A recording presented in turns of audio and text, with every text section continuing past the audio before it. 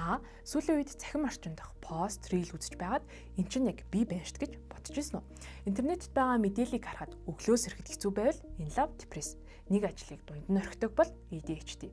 Тэр ч байтугай гэрээ цэвэрлэхэд хүндрэлтэй санагдаж байгаа бол та сэтгэл готролтой гэсэн агуулгатай рил хүртэл байна.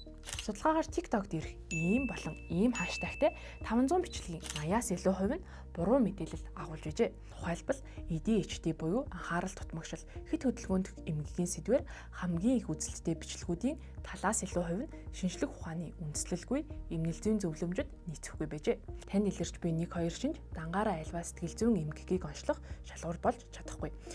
Энэ нь хэдэн 7 хоног сар үргэлжилсэн олон нөхцөлд илэрсэн мөн тухайн хүний өдөр тутмын амьдралд боддоор саад болж байгаа эсхийг мэрэгжлийн эмчнэр үнэлдэг. Цахим орчинд дах ийм ташаа мэдээлүүд нь залуусыг өөрийгөө онцлох, буруу ойлголттой болох, улмаар мэрэгжлийн тусламж авахгүй байх эрсдлийг нэмэгдүүлж байна. Хэрвээ та сэтгэл зүйн хувьд ямар нэг асуудалтай юм шиг санагдаж байвал оншийг сошиал биш эмч тавина гэдгийг санаарай.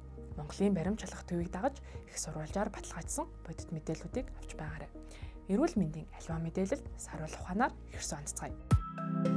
Баталгаатай мэдээллийг дэмжигч Монсгүс